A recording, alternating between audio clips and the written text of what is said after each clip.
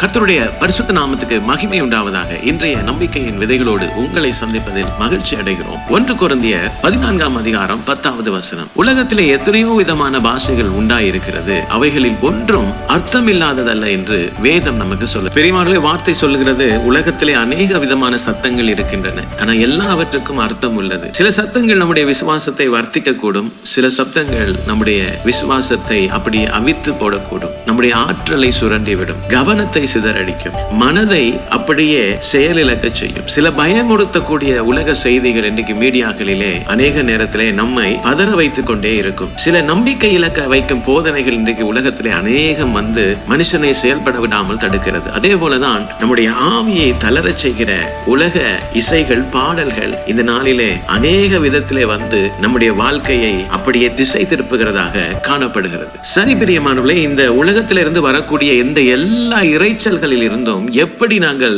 மீண்டு வருவது என்பது நமக்கு ஒரு கேள்விக்குறியாக இருக்கலாம். ஆனால் இன்று நாங்கள் பார்க்க வேண்டிய முக்கிய காரியம், கர்த்தருடைய வார்த்தை அந்த உலகத்திலிருந்து வரக்கூடிய எல்லா இறைச்சல்கள் இருந்தும் நம்மை விலக்கி பாதுகாக்க வல்லது. உலகம் இன்று நம்மை பார்த்து சொல்லும், நாங்கள் தாழ்த்தப்படுகிறோம் என்று. ஆனால் கர்த்தருடைய பிள்ளையாகிய நாம் கர்த்தருடைய வேதத்திலிருந்து வாக்குத்தத்தத்தை எடுத்து பறைசாற்றலாம், நாங்கள் உயர்த்தப்படுகிறோம் என்று.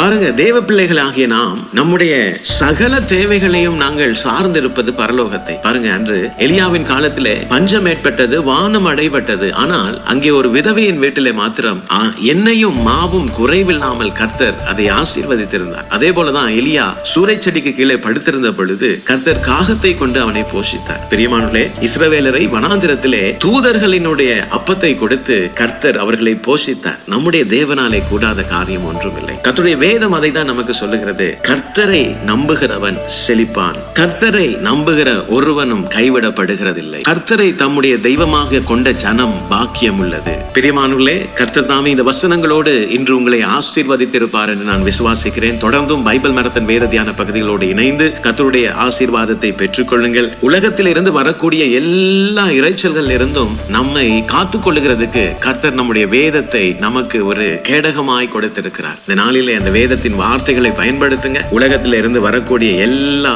அவிசுவாசமான காரியங்கள் இருந்தும் உங்களை விடுவித்துக் கொள்ளுங்கள். கர்த்தர் உங்களோடு இருக்கிறார். God bless you.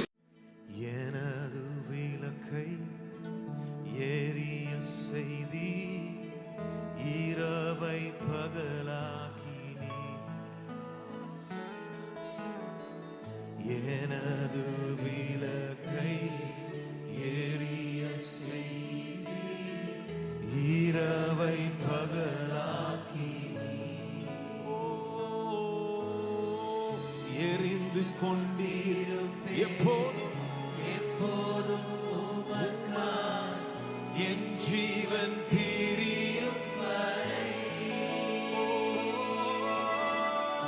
எரிந்து கொண்டீரும் எப்போதும் உமக்காய் என் ஜீவன் பிரியும் வரை. கைகளை உயர்த்தி சொல்லுவோம், எரிந்து கொண்டே